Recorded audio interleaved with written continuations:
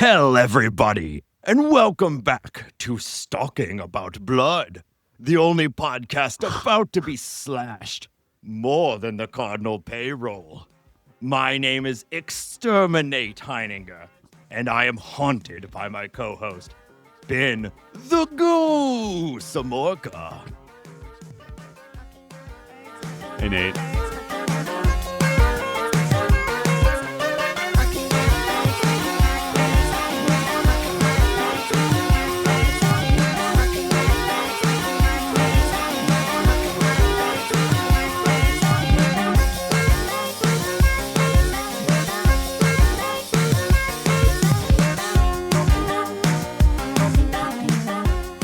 If you have an idea for the opening bit, text or leave us a voicemail at 848-48-BIRDS. Got it in one ham bone.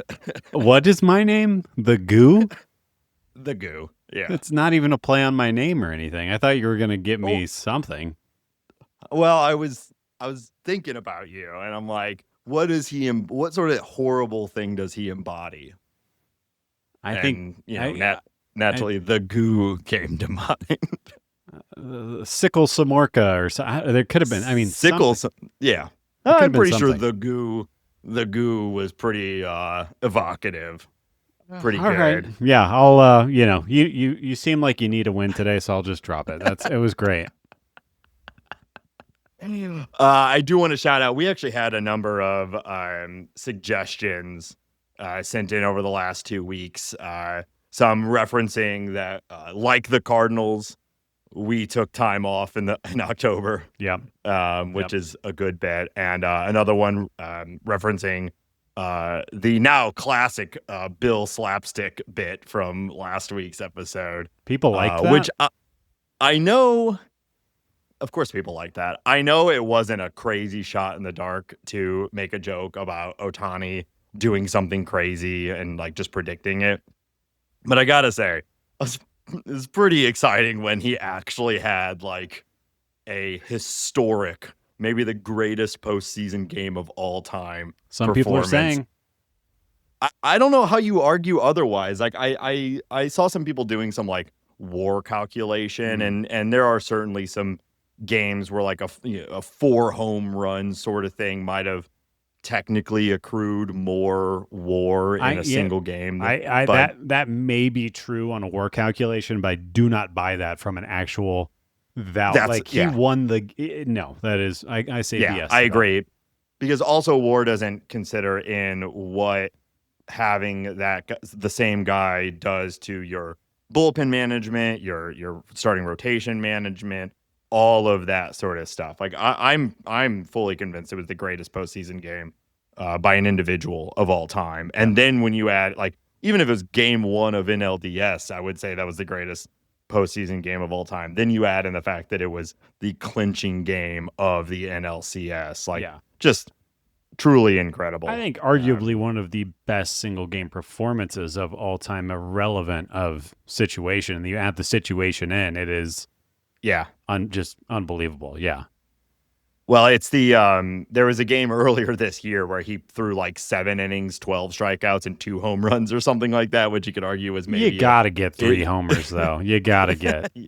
I'm always saying that. That's exactly how I feel, too. You got to get 3 home runs.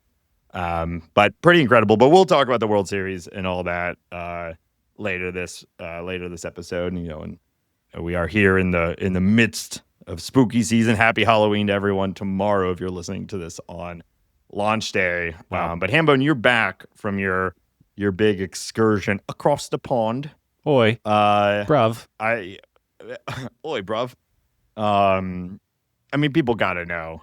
Did you eat the jellied eels? No, couldn't find it on a menu. You couldn't find it. Couldn't find it on a menu. What a disappointing outcome to such a high intensity story. I will say if I was willing to kind of hijack the trip and travel far out, we could have gotten it, but I think like we were a little more interested in going to like the French patisserie than getting a cab out to pretty far away 100%. To eat some jellied eels. You've made a commitment to dozens of us that you would eat jellied eels. I don't know if I did. I think I had they been presented, I would have eaten them. But you know, Akira should have found you. I guess. there was many puddings of various blood quantities and stuff like that were eaten. So you know, it's not like I was spooky. Yeah, pudding. It's just pudding everywhere. That's all they eat is pudding. I think there's like a bad teeth joke here if we're in like 90s British comedy, right? Yeah, that's very good, Nate. Yeah, thank you.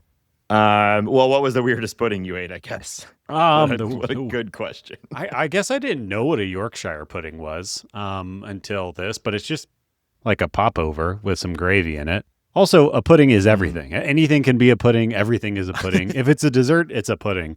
If it's something that's baked, I think it's a pudding. Cheeseburgers, also a pudding. We were calling everything pudding by the end of it. Yeah, I had some pudding fish and chips, which was great. I had some pudding Indian food. It was everything was pudding. I might be pudding. The goal. There we go. See? Nailed it.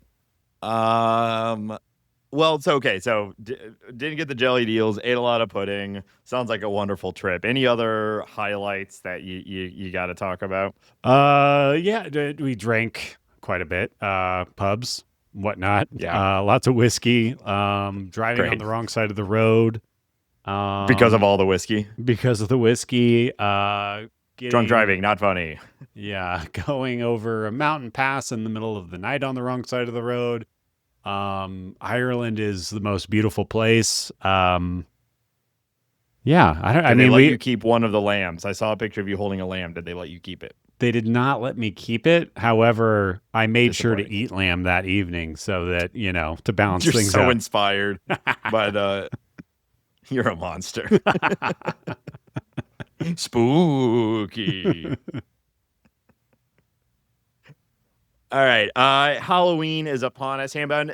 This was pointed out in the Bird Score, and I think it was a great point. You seemingly expressed interest in Halloween, and in fact, maybe even an enjoyment of it. But it's quite surprising because in years past, we've learned on this show that you hate holidays, you hate fun, and you hate children. So, I guess does the candy outweigh does being in the presence of candy outweigh the all of your other hatreds and make this sort of a neutral event for you, even a positive one? Or where does the joy of Halloween come from? Yeah, is it all the sexy costumes? I like the sexy costumes. I like the candy. Obviously, a huge win. The fact that you can be mischievous is very good. Oh, I like that you can. I like being bad. It's fun to be bad. Yeah.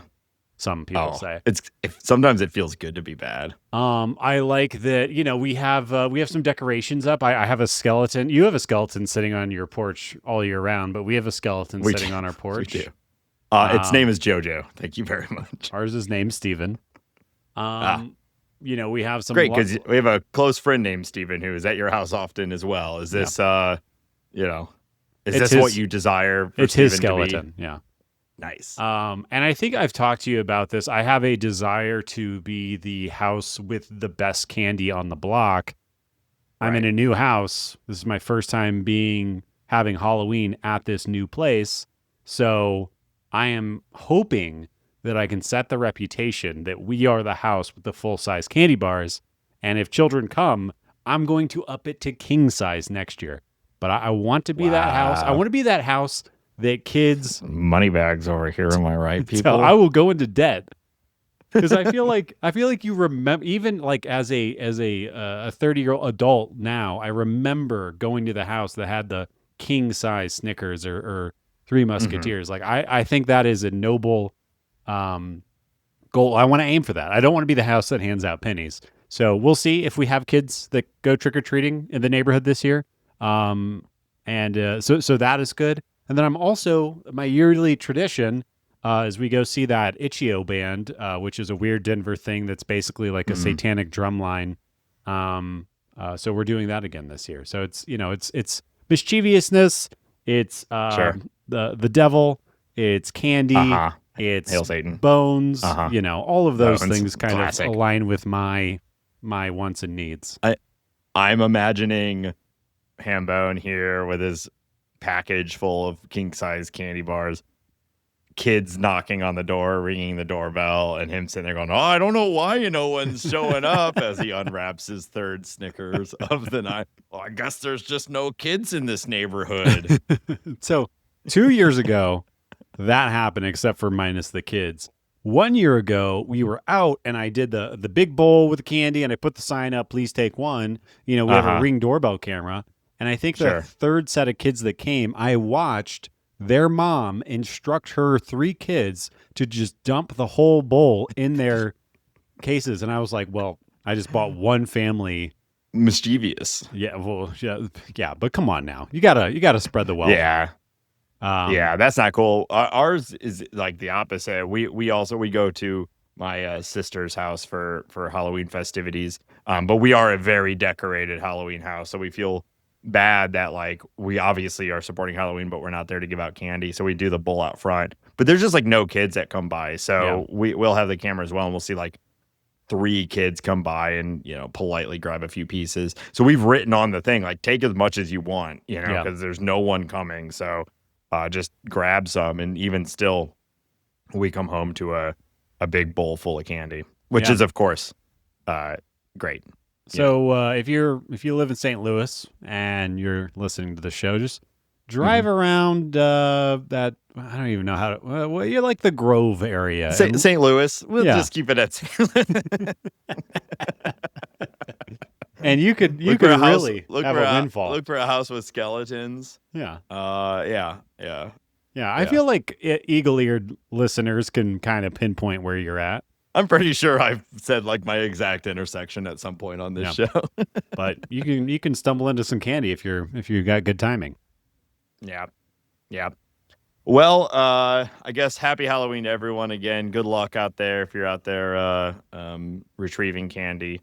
And to any of our international folks, if you do not celebrate Halloween, be the change you want to see in the world. Go to your neighbor's house, ask them for candy. A lot of spooky decorations throughout UK and Ireland, which I was pleased to see. It is spreading. Yeah. It is, I mean, it's been in a lot of the Western countries for a while, but it is not an inherently like international holiday.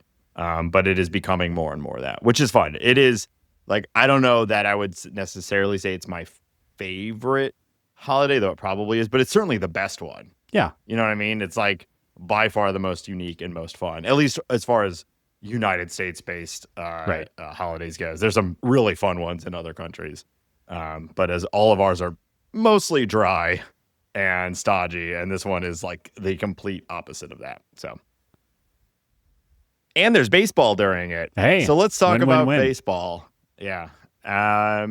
What do you want to talk about? We're still in the driest part of the off season typically. So what do you for teams that are not in the playoffs, of course. Right. What do you want to talk about with the St. Louis Cardinals this week? Yeah, we do have a little bit of news, mostly along the health and wellness side of things. Brendan Donovan underwent a sports hernia repair surgery on October 7th. Spooky. No kidding. It cut blood and guts, cutting them open, putting things back in, taking them out. I don't even, know. Wow. But pretty low key, not a big deal. Nothing I'm really worried about. I think something that we've been talking about, and there was an article, I've seen a couple of articles actually this week, at least coming back and catching up on my baseball items, talking about Brendan Donovan as, the probably the rock star trade candidate for your St. Louis Cardinals this offseason. I guess the good news is this surgery shouldn't affect his general standing with the Cardinals or the league at large. He should be back and healthy, and he had a strong year last year. But yeah, I guess that's really all that's worth talking about is that happened. And I guess the trade conversation has also been happening recently around him. Yeah, and we've talked about that a lot, and will continue to over this offseason. I've said it myself that I will be upset. I will be sad from an on the field standpoint for 2026. But I'm a pretty big supporter of the idea of trading Brendan Donovan. It makes a lot of sense. Assuming proper valuation and the return is what you would expect from a guy like him. So not a dump deal, but an actual value for value trade makes perfect sense for this team in our current status. If it doesn't happen, it's not going to be like how we felt about Ryan Helsley being like, why didn't we trade this guy? It's silly. He's still on the team. I will be happy to watch Brendan Donovan on the team next year and all that, but he makes the most sense. There are so many factors of why it makes sense too. It's like his age, his positional flexibility, the fact that he gets on base, which you can predict that's going to be something that is just pretty steady Eddie as far as production is concerned. And he's like really good, but he's not a superstar. So it's like a guy that he will, I think, get you a haul, but it's not like a back-breaking move for whoever tries to trade for him. And like I said, he can kind of fit in most teams. So it seems very obvious for him to be traded at this point. I also think it'd be very likely for some teams to, I think, accurately feel like they can get more out of Brendan Donovan than the St. Louis Cardinals have based off of park factors, which we're going to talk about later. But having Brendan Donovan hit in almost any other stadium than Busch Stadium may solve to some degree a bit of that power that we wish he had. And so you could see a team that is in competition that has a better offensive environment thinking, we're going to have to pay for this guy. But like you said, we're not going to have to pay truly elite trade package prices, but we might get a little bit more than what we initially asked for, what he's done in the past. There's a next level for him in a different ballpark with a different surrounding and offensive environment. Yeah. And I think that's okay. Like, we as Cardinal fans have to be ready for that, for him maybe to go and, I don't know, hit in the Yankee Stadium and hit 20 home runs for the first time, and suddenly eclipse the 4 WAR sort of thing. I think it's funny you say the Yankees, because I think he is going to be a Red Sox. That's another one. Yeah, obviously Bregman's going to free agency. You slot him in at third base. I think he probably hits really well in that ballpark. And he's kind of Red Sox-y. Like, I think the Red Sox fans would really like him. I could see them trading for him, extending him another couple of years, and that working out really well for hopefully both teams. And obviously we know about the Red Sox farm system, so maybe we can pluck a guy or two out of there. Yeah, that'd be interesting. So where this started, though, sports hernia, it's kind of a standard thing in the sports world, which sounds horrible. That's why they call it a sports hernia. Yeah. Ivan Herrera had surgery on his elbow on October 15th to remove bone spurring. That sounds a lot worse. Bone spurs. Is that just because of the word bone? Yeah. Okay. Is this the whole episode? Yeah. Okay. Yeah. I got a really good one. I got a really good one coming up next.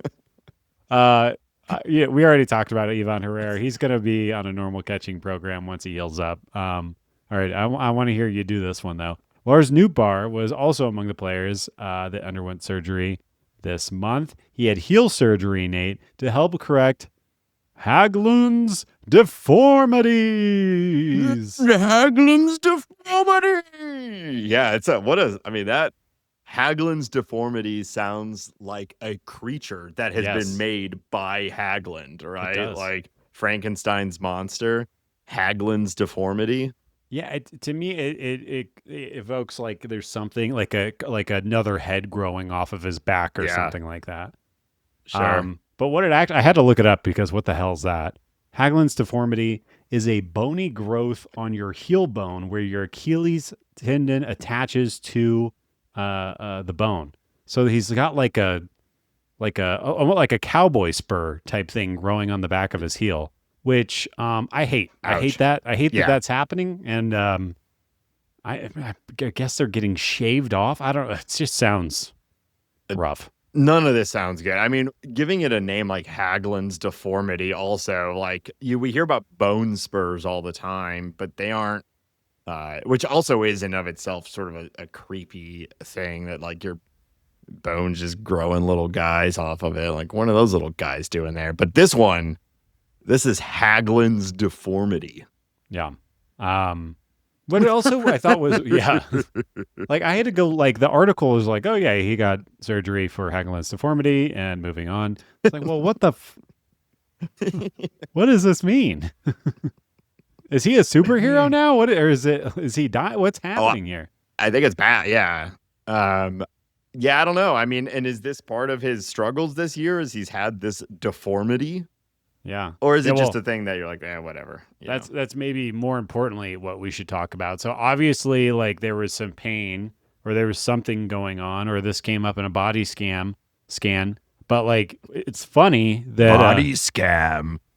It's like a B movie horror film. Body Scam. Yeah. Freak.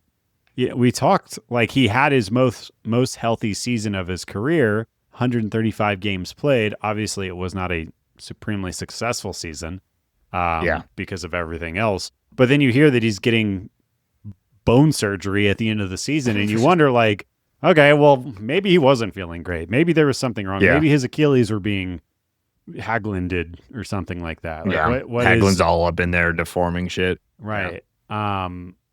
But kind of bizarre and makes you wonder, like, Lars Nootbaar said that he was surprised that it led to surgery. So I'm guessing it was like maybe more nagging and less super painful. And turns out, he's got the Hageland, so they got to operate. But interesting situation. And I wonder how it colors his 2025, like, in the broader context. I guess we won't really know that unless he suddenly has a fantastic 2026. And we can point back to something saying like, well, it turns out that nagging heel deformity turned out to be an issue that was more impactful than I thought it was at the time. Like, I couldn't put pressure on my foot like I was meant to, and I didn't realize it until I didn't have old Haggy down there fucking things up. He had a career high in games played, career low WRC plus, career low base running metrics, career low offensive WAR, career low defensive WAR, and a career low WAR total. So, like, it helps explain that a little bit, because like 27-year-olds typically don't fall off a cliff. Right. So I'm hoping. But you could certainly see if there's some subconscious blocker to putting weight on that foot that he doesn't really. It was both heels, by the way. Both heels. It was both heels. He's got double Hagelands. Well, that might explain why he was running the bases on his tiptoes the whole time. Right. Yeah. I think we all thought that was strange at the time. But if you go back and listen, we brought that up several times throughout the season. We did. But why is he in the box on his toes? Yeah. Why is he running there's no one looking at this. Yeah. I think I actually said it looks like Hageland's deformity. Yeah, I remember that. Yeah. Yeah. Play the tape real quick. Play the tape. So anyways, we'll shut up.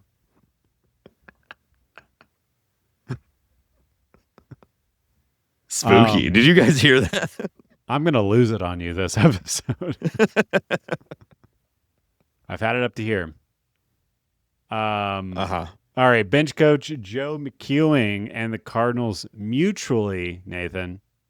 Mutually. It's not me, it's you. Agreed to part ways. That's what mutually means. Both guys pointing to the other one. We both hate each other. We both think it's you, the other one, yeah. I don't think this was so mutual. I think this was the first axe that Chaim Bloom drops. Yeah. Yeah. Heads will roll. And Joe McEwing only lasted one season with the Cardinals. As far as coaching is concerned, he's on his way out. I don't know if I have any hot takes on this or not, but I guess hopefully a interesting, smart person comes in to take that role. I don't know. Yeah. Maybe it's Yachty. Yeah. Ooh, that's interesting. I never know. Like, the bench coach position, we so rarely have real exposure to at least, maybe this is a blind spot for me, but like, I don't really know what they're doing most of the time other than sitting there advising Ollie. And so we don't really have any read sanding on the quality. Painting. What? Painting. Yeah. Bring in hors d'oeuvres. There you go. We don't really have any insight into the quality of anything that they're doing. We just kind of know who's there And I guess like John Jay and Descalso have been pretty public, but that's partly because of their reputation and their Cardinal background and whatnot. But even still, I don't really know anything about the quality of their output. So whenever you hear about this, you're just like, well, I guess they identified something wasn't working, or he decided he didn't want to do this anymore. Cardinal guy, so that's how you always wish them well. But yeah, maybe this opens the door for Yachty or Albert as coaching jobs continue to dwindle, and he's not one of them. I feel like I feel like it's very unlikely he would become a bench coach. You think he would do that? I think unlikely, but if he was going to do it anywhere, you could they would be the Cardinals. But because you could make the same argument for Yachty. Would you see Yachty as a bench coach? He's so focused on development and like the catching position specifically in game man. I could see, that makes more sense to me. That Sure. Albert just sucks up so much air in the room that him being that's the difference with obviously Albert is a better player and a more famous player, but Willie McGee, is from Cardinals perspective is as big as they get, but he is low key, he was fine being in the shadows. Albert Pujols just can't not be the most important person or the most gravitating person in the room. It's hard for me to imagine him taking a backseat. Yeah, just I don't because I don't think from a personality standpoint, right? He's a relatively quiet guy. It's just he's this dude Pujols. hit 700 home runs. Yeah. He's one of the best right-handed hitters in the history of the game. It's just that. Yeah. I mean, I want to talk to Albert. Sure. Play the and here game. He is. Yeah. Spooky. Yeah, I guess we'll see where he lands if he does with a job. But Yachty as bench coach, I mean, there's now an opening. Although they can do whatever they want, right? They could bring in Yachty also and hire another bench coach. You could have 26 bench coaches if you wanted. You could have a coach for each guy. I said, why not? They should have a guy for each guy. Do you think we will get to that point? As they keep, why not have a guy for each guy? He's nutrition, strategy, bench or everything. Just have that, him focus. It's probably be a waste of resources, but why not? You got money. Yeah, I mean, I think there is a guy for each guy, but that one guy has multiple guys. So you want a dedicated guy for guy, a 1-to-1 guy-to-guy ratio. Why not? Yeah. Maybe because then you start diluting the quality of your guys. So then is our 25th guy, is he really that good? Oh, sorry, John King, you got stuck with this bum, but you're kind of a bum too. We should also say, or gal. Okay, or we use person. Y'all. We use the y'all. Yeah, we have a y'all for each guy. But yeah, or I mean, do you need a sole guy to be the one nutritionist for this one guy, or they can? I'm not talking about have efficiency, Nate. I'm talking about getting the most out of your players. We'll probably find out that this is exactly what the Dodgers are doing, and we just don't know that. Yeah, they probably got. I mean, Conforto, what is he doing? He's just a guy in there now. He's a guy hanging out. Yeah. Does he got a team of guys? He could. He's getting paid $17 million this year. He could afford a couple of guys. Yeah. We're job creators here on Talking About Birds. Sorry, Stalking About Blood. That's what we do here. All right. All right. Moving on. So we have talked about this a little bit. We had a request from a listener that we do sort of a post-mortem on the season and how all the Cardinals who were traded away fared. We've talked about it a little bit here and there, touching on each of them individually at different points in this offseason and as the season was wrapping up. But we're going to honor that request and go into each player specifically and talk about their second half results and maybe some broader context as to what that means for them and maybe even the Cardinals a little bit. So, Hambo, do you want to kick us off? I can't believe you're not starting this first one, Ryan Helsley. Helsley.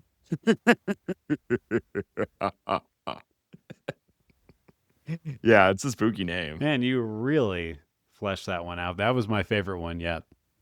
Thank you. Ryan Helsley obviously traded around the deadline to the Mets.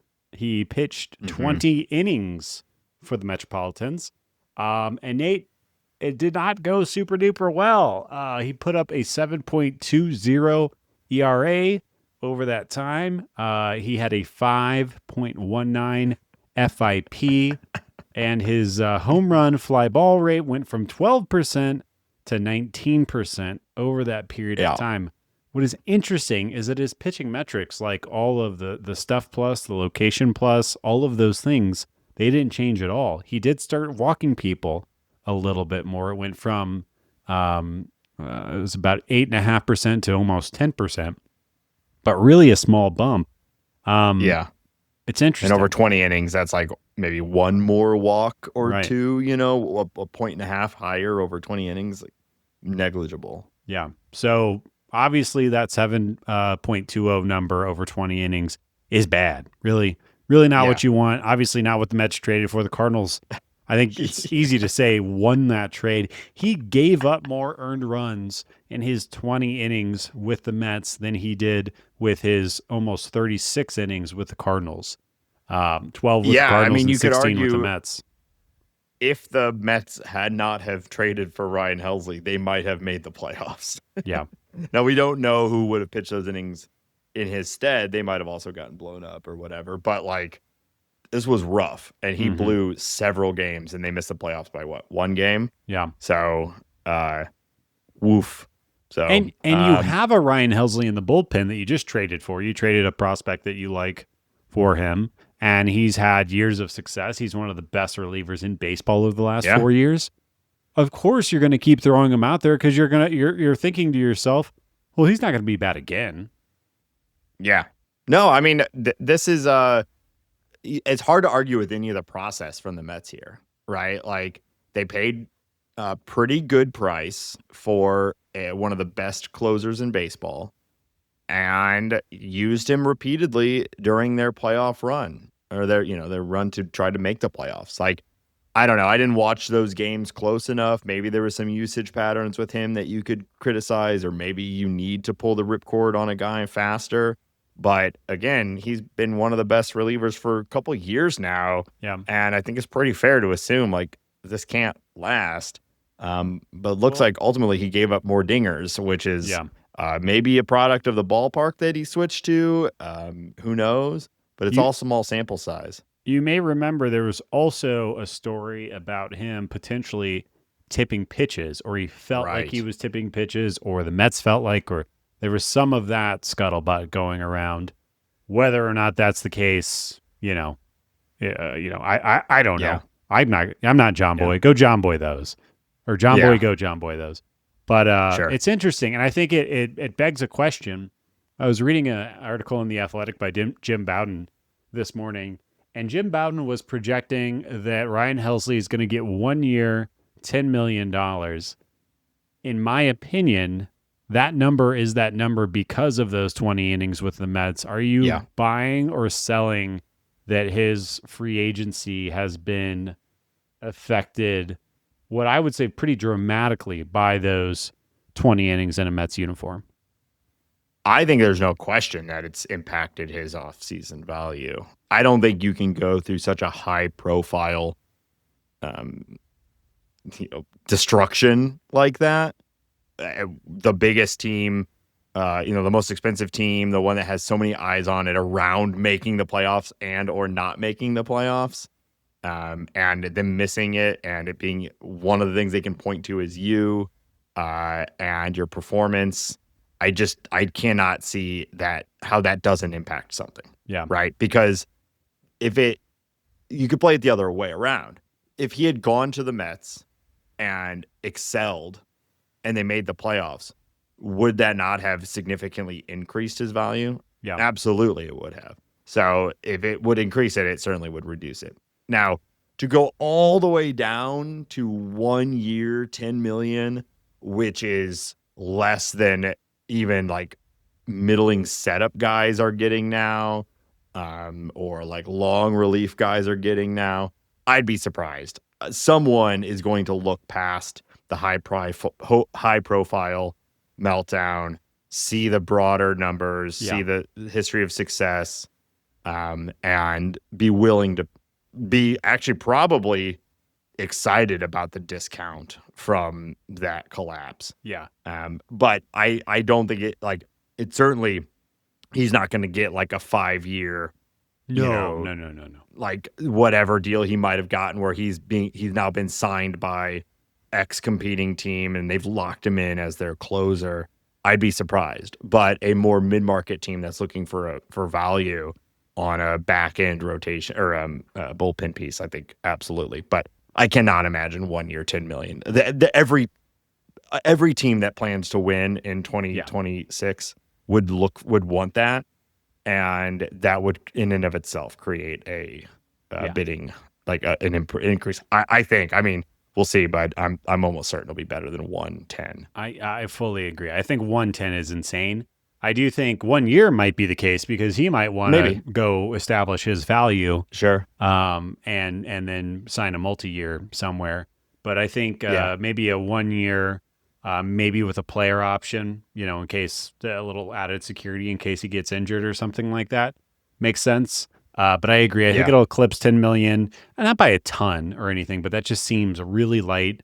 I could see a team like the Rangers going out, getting him a 1 year deal, 2 year with one of those being a player option, 22 million or something like that. So he gets the large guarantee and has a parachute and can go reestablish his value if he needs to. But I thought that was interesting. I thought that was shockingly low. I also think that there's just like a value on relief pitchers, that has existed for a while now. But I think Jim Bowden is missing the market value on that. And I think like if he wasn't throwing 99, if that fastball wasn't carrying, if the slider wasn't doing the thing that it's always doing, if he looked like there was something wrong with him, sure, 1 year, 10 million, but he was still looking healthy, still throwing hard. Yeah. Everything else was still there.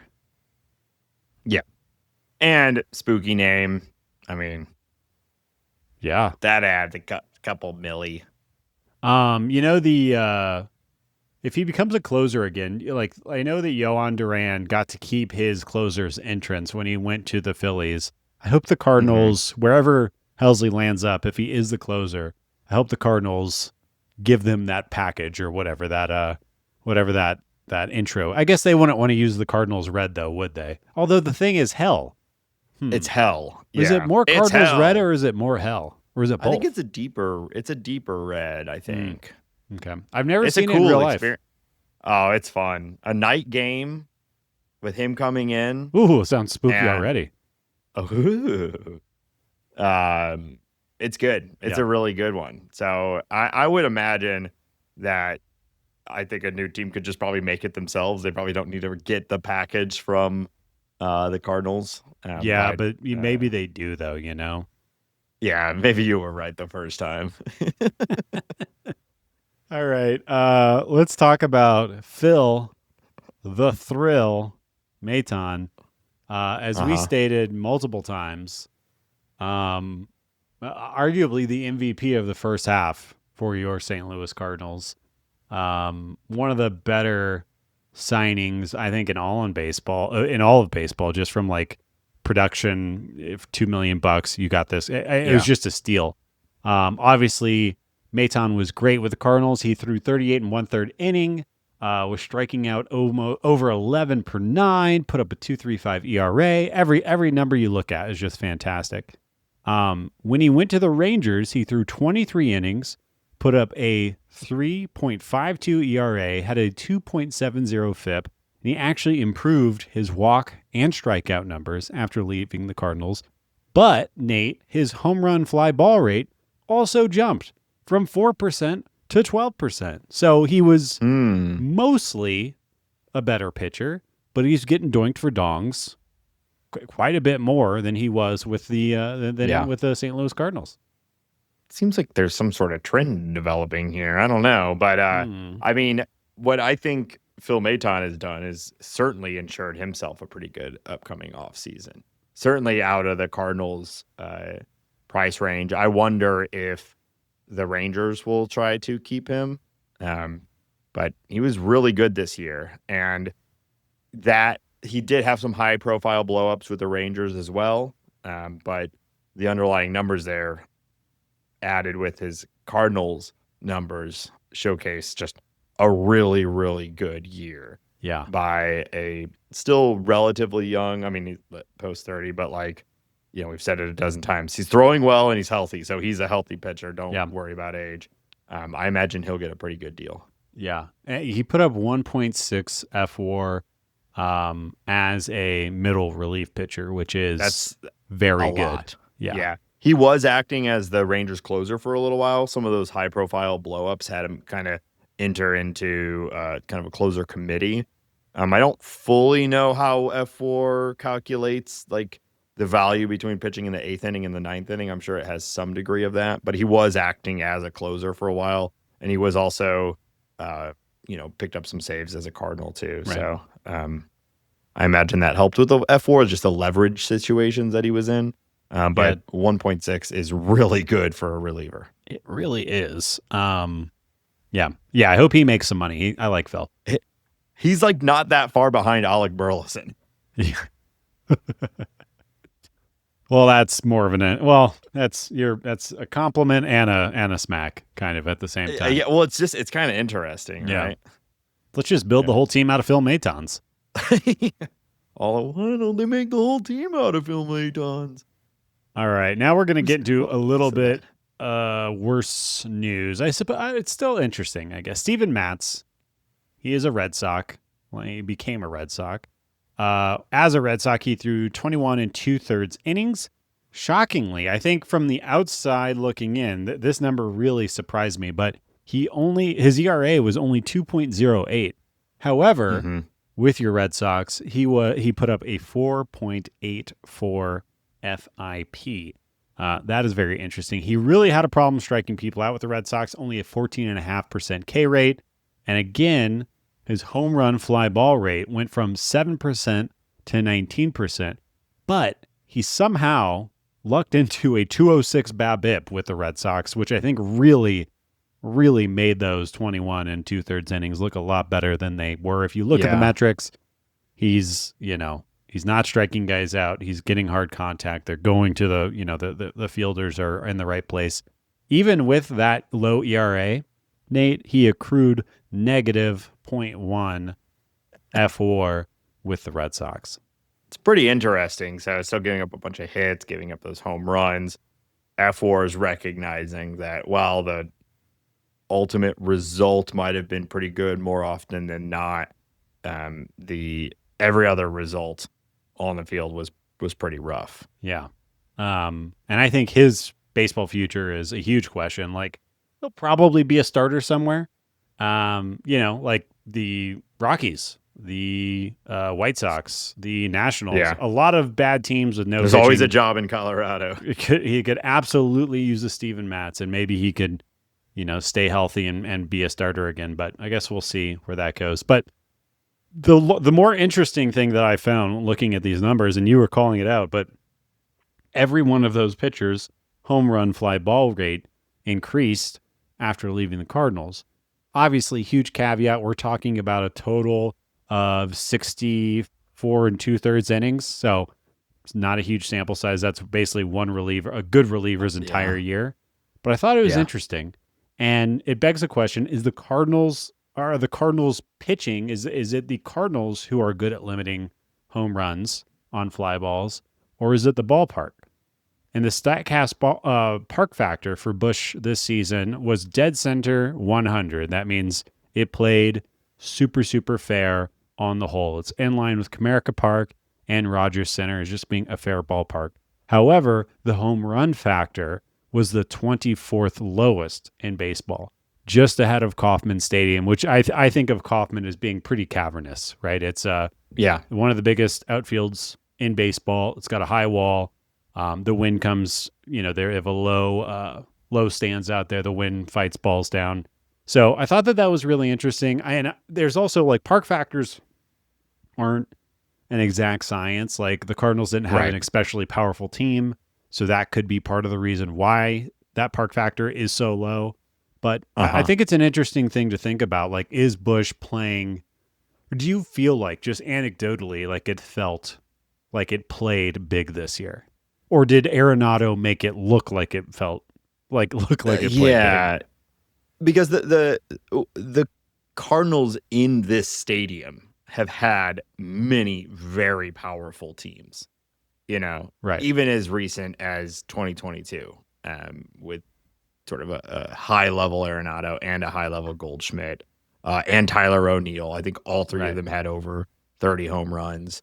So it, it is not a type of stadium that is so suppressive that they just cannot have big power hitters in bunches, and that's just a recent example. Um, that said, like, it certainly seems this is not the first year that home runs are suppressed across the league in Busch Stadium. I think there's no question that it is a more difficult ballpark to hit home runs in than other stadiums, at least on average. And so then when you add in a team that's going to inherently struggle with power, it makes it even worse. Yeah. This was a bad year for power for the St. Louis Cardinals. We had one guy get to 20. God. I know. And I don't know how different that would have been if they even if we played in Yankee Stadium or the Athletics current stadium, which is like a AAA environment, I do think we certainly would have hit more home runs. That's actually like available out there. Someone could overlay, I think you could do that, and it'd be interesting to look at if every game was played in Athletics ballpark instead of Yeah. Cardinals ballpark, how many more home runs would the Cardinals would have had? It certainly would have been several. But I think it's more the team comp. But this pitching, I mean, that is a small sample size, but 60 plus innings, it's not a miniature sample size. No. And every single one of them, their home run fly ball goes up.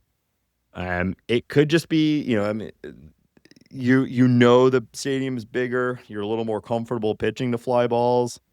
You go to another stadium, you pitch to fly balls, you get a little unlucky. There you go. Bad things happen. Right. Bad things happen. Um, I don't know. I'm kind of going in circles here, but ultimately, I think we have enough evidence at this point to say that Busch Stadium suppresses home runs. Yeah. Now, is that like you play 81 games in it, but you're also playing other teams 81 games in that, and teams have had success in everything, in every type of ballpark factor, except for Coors. And I think, like, to me, it's less about, some teams that, Orioles have moved in the walls, or you increase the walls, or whatever you do to try to make it more conducive to what you're trying to build to. But as the Cardinals are now kind of in rebuild mode, it makes you wonder, like, well, do you just build to that? Like, do you either go extra heavy into power to make up for it, Mm-hmm. or do you build pitching more to lean into it and suppress home runs, and you go more like right now? I mean, everyone's talking about the Blue Jays for good reason. Their team is built around batting average and like batting average on base, and then power a little bit. Right. They certainly have some and defense. and defense, right? Like that's the whole narrative of this World Series has been that everyone on the Blue Jays lineup has a good chance to get a hit to get on base. Right. And then they just string them together. And then Vladdy hits a home run, but he didn't even hit that many home runs this year. He hit 23, I think. So like that's how they're building it. And maybe that makes sense for the Cardinals. I think it's a part of your strategy, but I don't think it's the whole thing.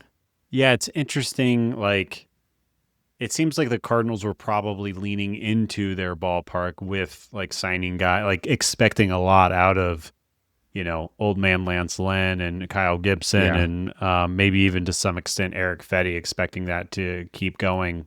But yeah, it'll be curious to see. Like, it'll be curious to see how that plays out during this rebuild or retool or whatever the hell.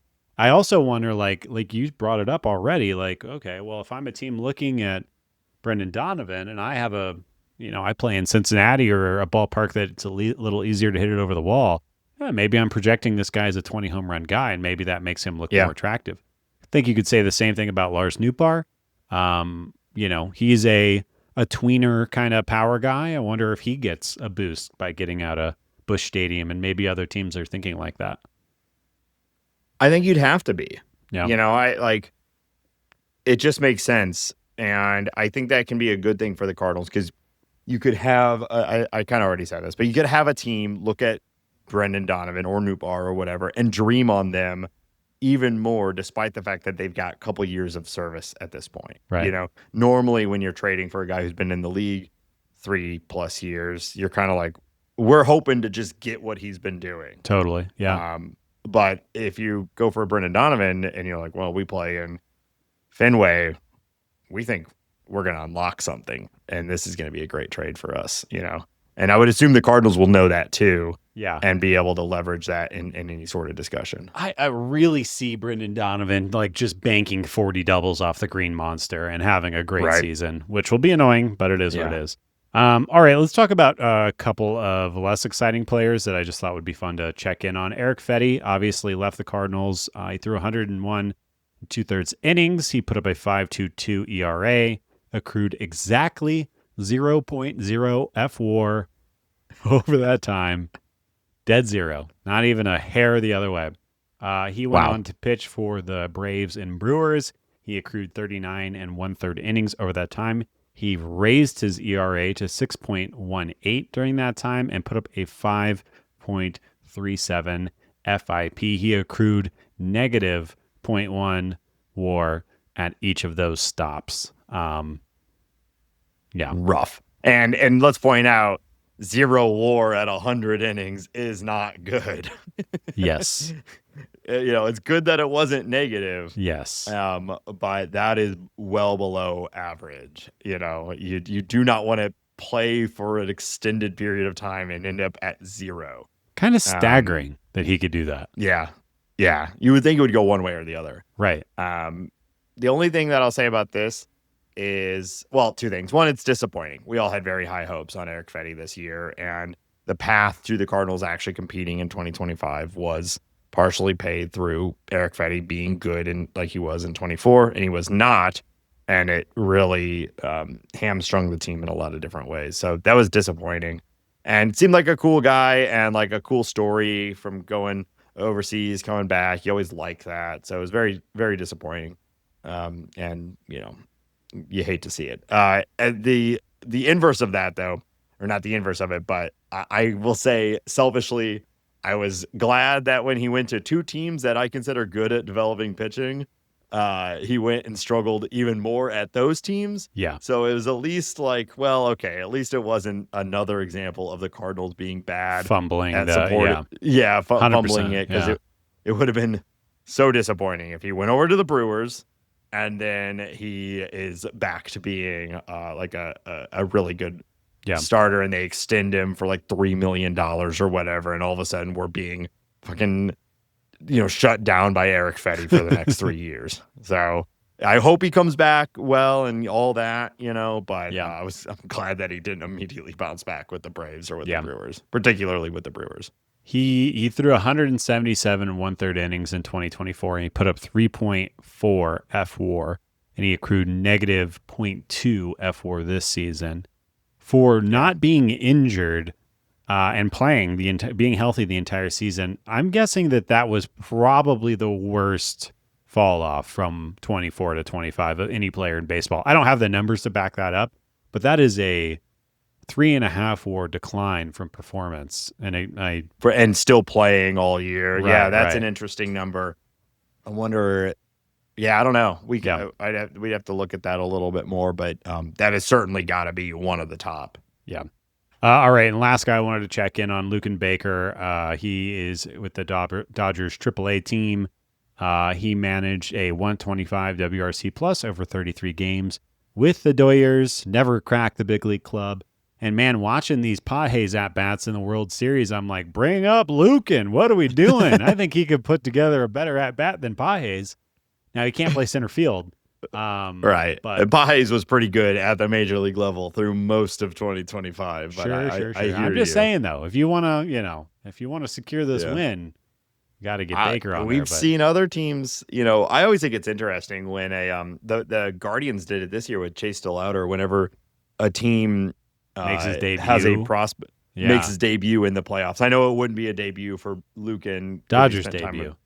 Dodgers debut at the playoffs. Yeah. I don't know what that does from a service time standpoint. I assume that's part of it. But it's interesting for a team to be like, you're not ready for the big leagues in September. And it's like the playoffs, though. Yeah. You got this, we need buddy. you. Yeah. You got this. But I mean, it's cool for the player. What an interesting experience. Hell yeah. But I don't know. Lucan 125 WRC plus, pretty good. Unleash him. Let him go. Yeah. Unlucan the Baker, I think you That's right. have said before, which makes a ton of sense and is consistent. Everyone gets it. Yeah, it makes sense. So that's it. So that is at least the majority of the players that left the Cardinals at the trade deadline and across the board took a step back in some way or another. Yeah. Which is interesting.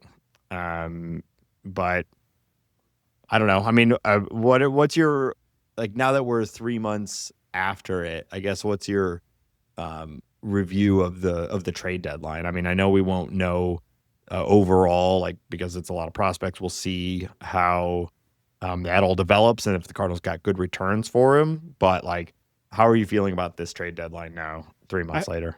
I think I felt pretty good about it at the time, and I think I still feel pretty good about it, especially when you're seeing some of these end-of-season write-ups and the way that the Cardinals system is being praised across the industry. Like, part of that is because of those guys that have been added to it over the last 3 months. Really excited about the shots. Baez from the Mets, he's a very interesting, probably like high variance player. Interesting arms, some big guys from Texas that are in the system, and acquiring guys that strike people out is good. And pair that with Liam Doyle and JJ Weatherholt. And obviously we're feeling pretty strong. So feel pretty good about it. And, the same caveat of, I wish we would have cut a little bit deeper. But as this offseason slowly rolls along and the World Series is being played, it seems, at least the narrative around the team, is that we are going to get some deeper cuts and we will have some real change. So where I'm sitting right now, I feel good. I hope we keep digging, Yeah. Same. And we'll continue to cover it all off season, hopefully here in the next week or two after the World Series is completed, which will be any day now. Yeah. Teams open up and bigger moves are made and we may see some November surprises from the St. Louis Cardinals, which I'm excited about. Absolutely. So we're going to talk about the World Series a little bit, some other league news, and play a little game. But before we do, we want to remind everybody that this show is listener supported on Patreon. Patreon.com/talkingaboutbirds. Patrons of any level get access to the Bird Squad. It's our private Discord server. It's been a lot of fun to watch the playoffs in there with the group. Live chatting as the games are developing. Let's go Birds. There is a Bird team in the World Series, so we are supporting us, and the rest of the world except for California are supporting the Blue Jays. I think just LA County, really, like LA. Yeah. Although I bet Japan with Ohtani. Oh yeah. But anyway, so we've been having a lot of fun, and you know that as soon as any real Cardinal news comes out, it's going to be posted there quickly. So it serves as a way to stay in touch with Cardinal news without having to constantly check some other shitty social media or whatever. So talkingaboutbirds.com, you can see links to that there, or patreon.com/talkingaboutbirds. We also appreciate anybody who takes a moment to review us on their favorite podcast platform.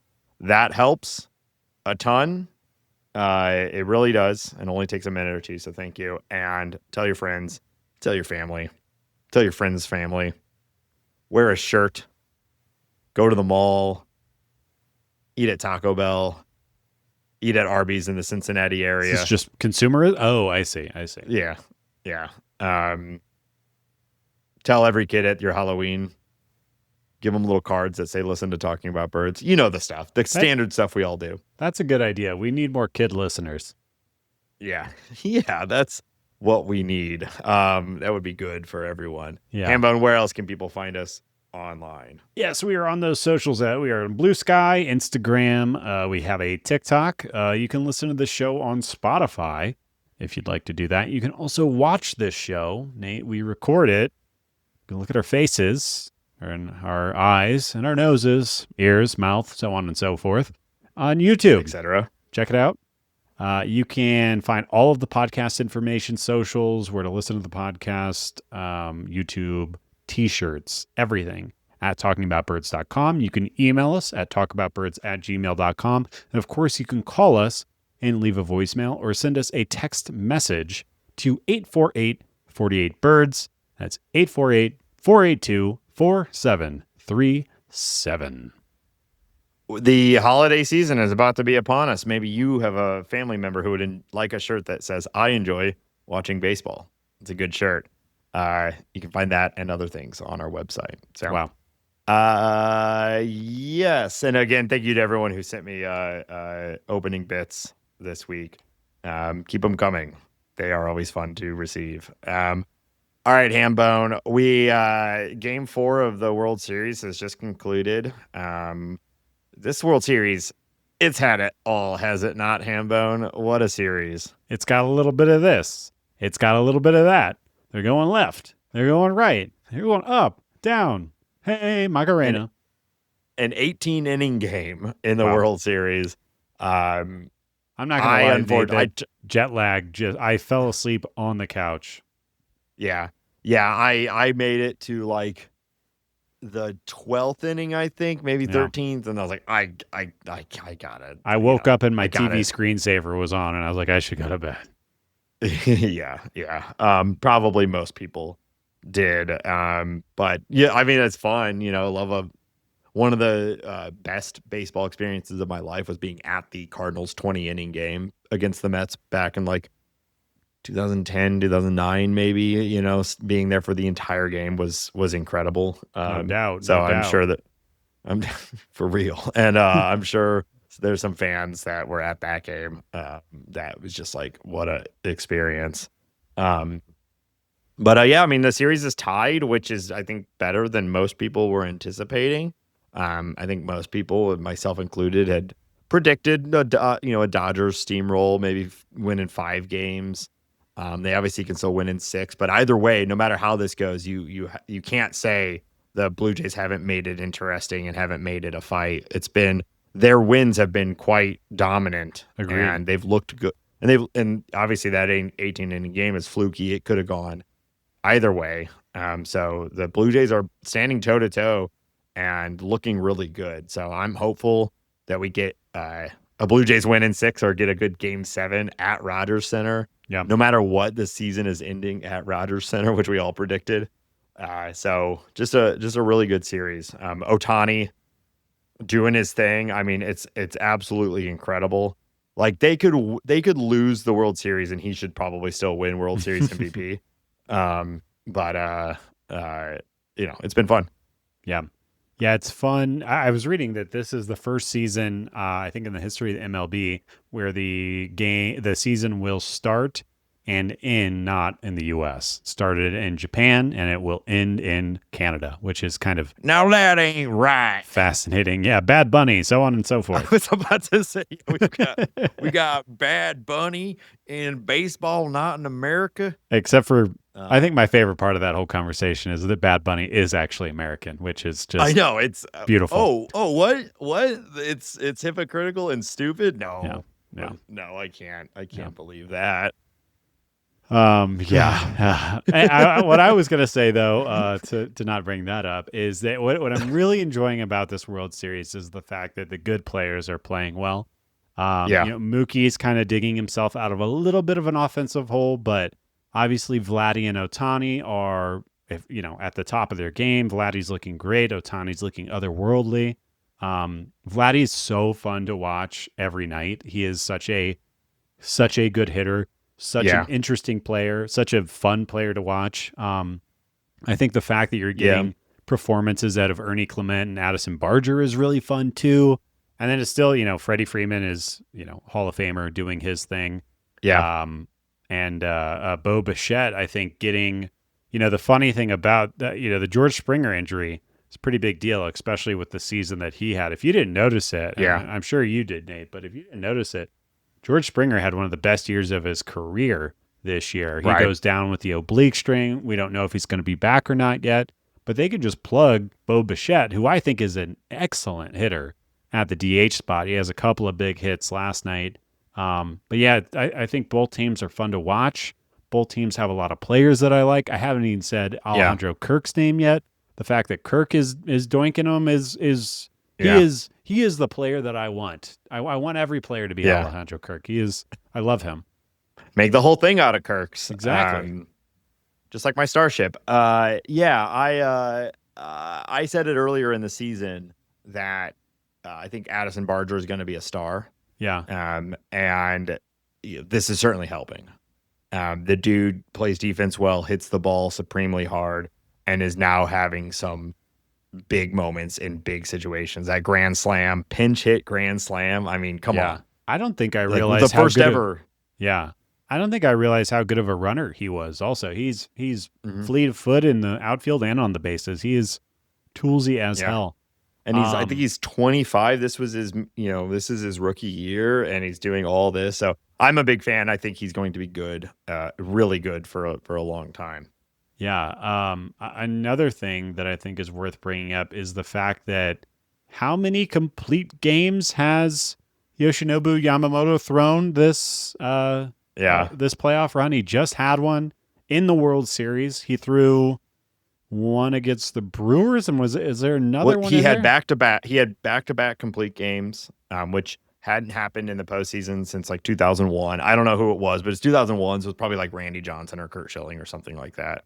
And then the big story is he was getting ready to pitch in the 18-inning game, even though he had just come off of a complete game. So he's pretty good. I'm also a big fan of him, and I know he's been a little wild, but like, I just love watching Roki Sasaki pitch. I mean, it's kind of bullshit that they have him. I know you talked about that, but like, he's just so like the whole motion is wild. He throws the ball so hard. He's got that insane leg kick. Like he looks like just Jack really Skellington.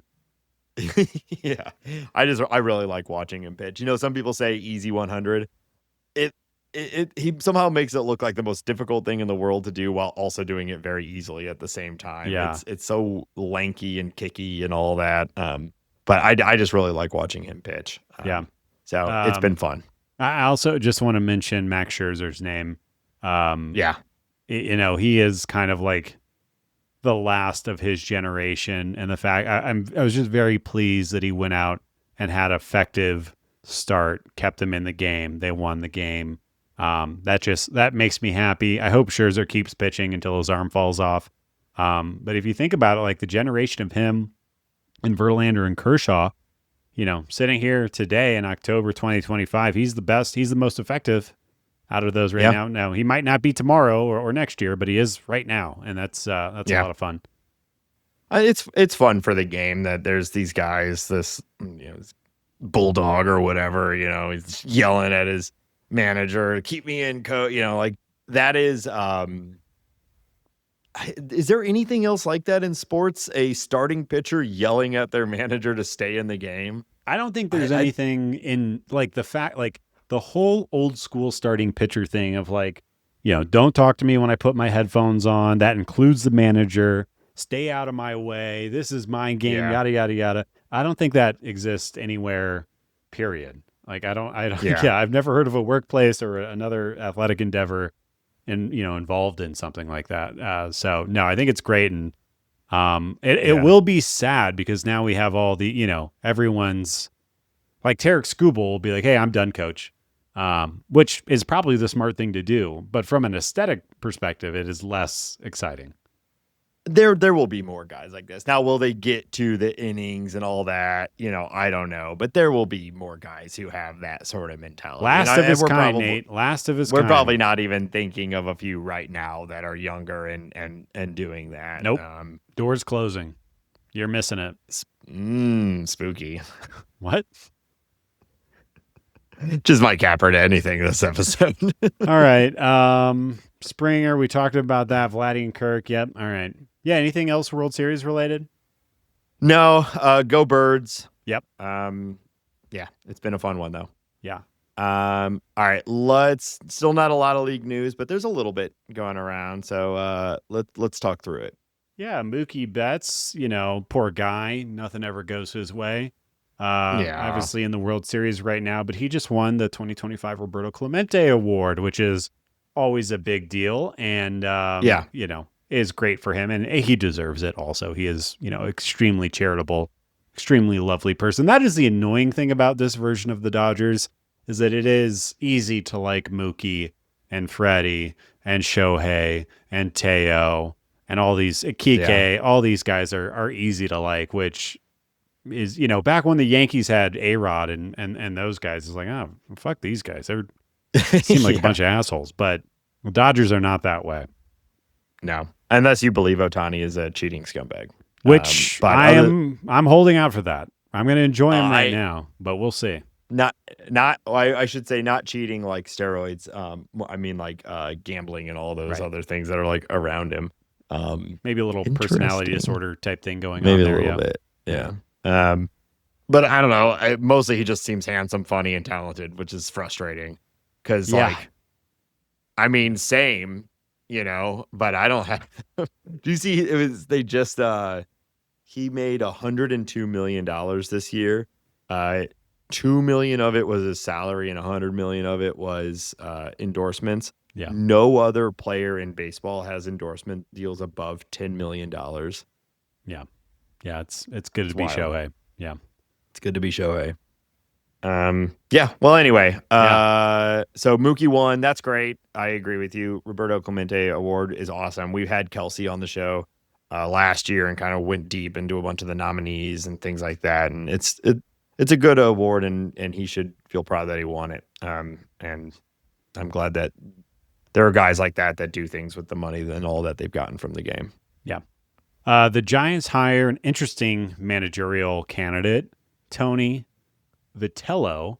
Nate, did you know he's from St. Louis, Missouri? I did, because you can't be in St. Louis and not hear about every person from St. Louis who has any minor amount of success. It is so funny. A key feature of living in St. Louis is, did you know John Hamm is from St. Louis? Yes. Everybody. And most people from St. Louis who are famous will reference back to being from St. Louis, ensuring that everyone knows they're from St. Louis. It is a very funny thing about being from it's all St. a part Louis. of the inferiority complex that permeates throughout the entire city. So yes, of course I knew he was from St. Louis. Yeah. So interesting hire in the sense that he is never touched a major league ball club. He has been the Vols head coach, GM, whatever you want to call him, for years. He's had a tremendous amount of success, and he thinks he can do that same thing in the big leagues. And it's Buster Posey taking a big swing. I think it's very interesting. Obviously, like the college game, the professional game are worlds apart. Like even how you acquire players, everything is completely different. But I like the fact that they are doing something a little bit out of the box. And, the college game is extremely competitive right now.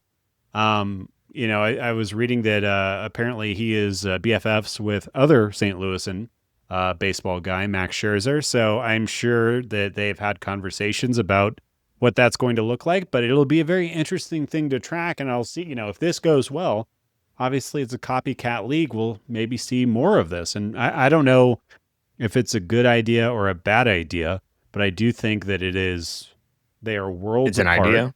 And I'm not sure it's the move I would make, but it is definitely an idea. And Buster Posey probably knows more than me, so we'll see what happens. Well, I wonder how much this is inspired by, this happens more regularly in NFL and I believe NBA as well, where the top coaches and at some of the top programs in the college level will go into the NFL and go back and forth between professional and college level. And I don't think we see that very much in baseball. And I think part of that is, of course, that the NFL is much more aligned with the quality of the game is a lot closer to college, and they're like college is the minor leagues for Right. NFL. So like being a college coach is not unlike being a coach for AAA, which is a natural pipeline for coaches in MLB. But NBA is doing it. Coaches are going back and forth. So I'm not surprised to see this happen in MLB. I was a little shocked that I guess I haven't seen this more, or maybe I don't remember to really pay attention to this sort of thing. There is no precedent for this right now, at least as far as being a big league manager. Pat Murphy is the only real kind of similar story, but he was obviously in big league benches for years and years before taking on the big time role. So yeah, we'll see. Yeah. And one other bit of news as far as managers are concerned, the Orioles have found their guy. Craig Albernaz is going to be the Orioles manager moving forward. And to be totally honest with you, Nate, I don't know almost anything about this guy. I know he was a college player, and I know that he has been in the Guardians system from a coaching perspective for a while. Guardians seem to be a pretty good development place, so makes sense. But yeah, I don't really think Brandon Hyde should have been fired in the first place.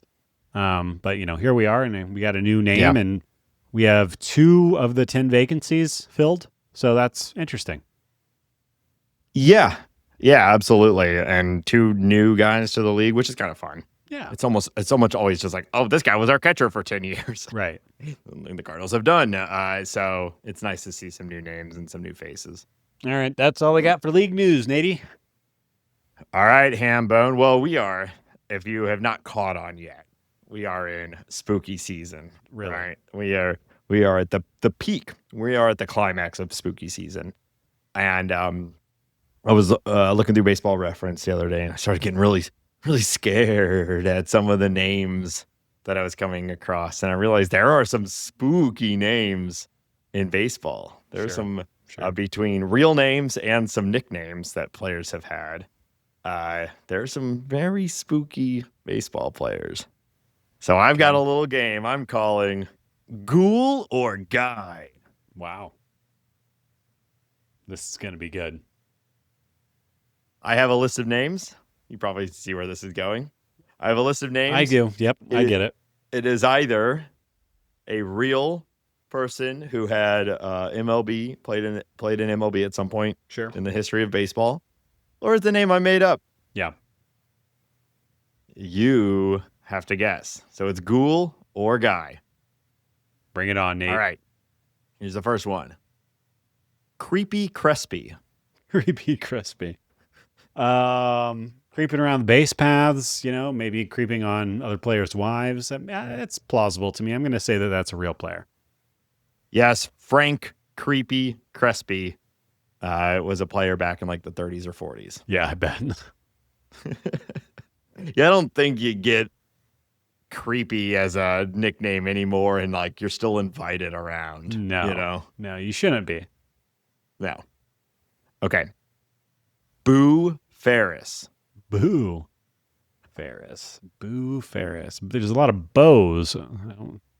There's Boogs. Mm-hmm. I've never heard of a man named Boo, though. Boo Radley. Oh, I just proved myself wrong. Okay. I think that Boo Ferris is a real person. Dave Ferris, known as Boo Ferris. Wow. That's right. He is a real guy. All right. Frank Killen. Killen. How do you spell that? It's just Killen. I realized that when I spell things, you guys were, who was it? It was with Dan. Yeah. You guys kept making me spell things. It kind of exposes the game. So it's Frank Killen. Okay. Frank Killen. I think that's fake. Frank Killen is real. Dang. It's real. Yep. All right. Horace Bloodmoon. I want it to be real, but I don't believe that it is. So I'm going to say it's not real. Yeah, I shouldn't have started with such a silly one. But yes, Horace Bloodmoon is fake. It's good, though. Johnny Dark. Thank you. Johnny Dark. Johnny Dark. Sounds like a villain or something. Or just a cool guy. I think Johnny Dark. I think that's made up too. No, that one is real. Damn. Let's see. Steve Bone. Really hit the B on bone. Burns. Yeah, people. That's a name. Sure, that's a real guy. Steve Bone is real. Ted Ghost. I don't think that's real. Not real. No, that one's not real. Enrique El Muerto. Enrique El Muerto.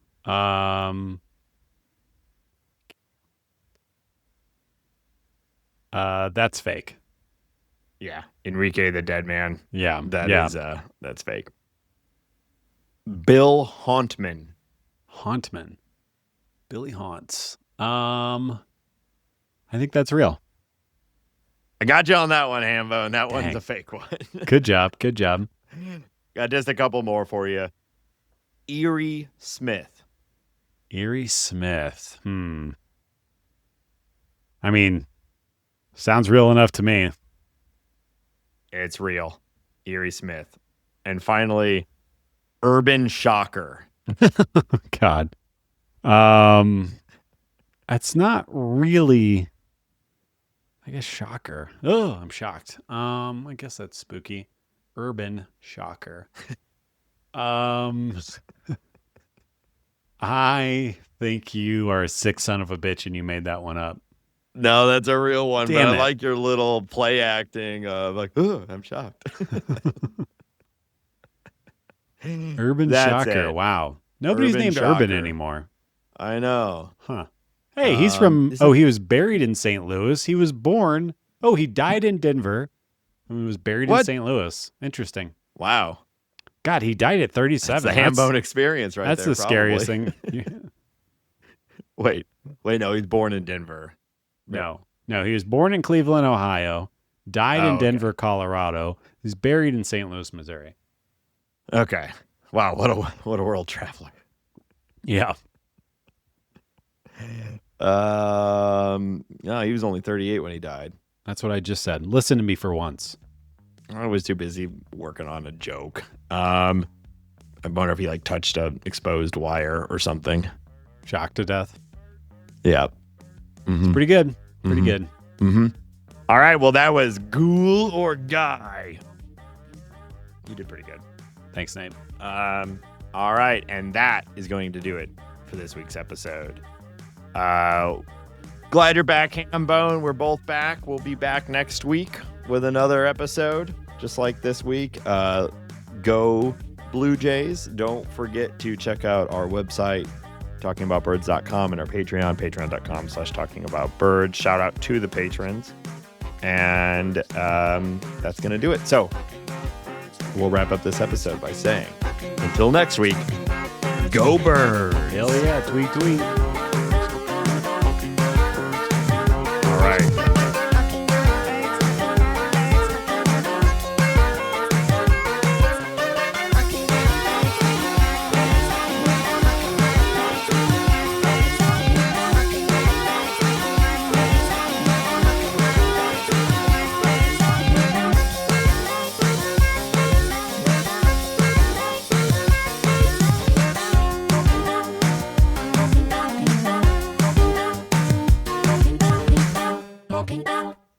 All right, I got a whole thing for the opening bit, so I hope you're ready for this. Hopefully I can get it in one.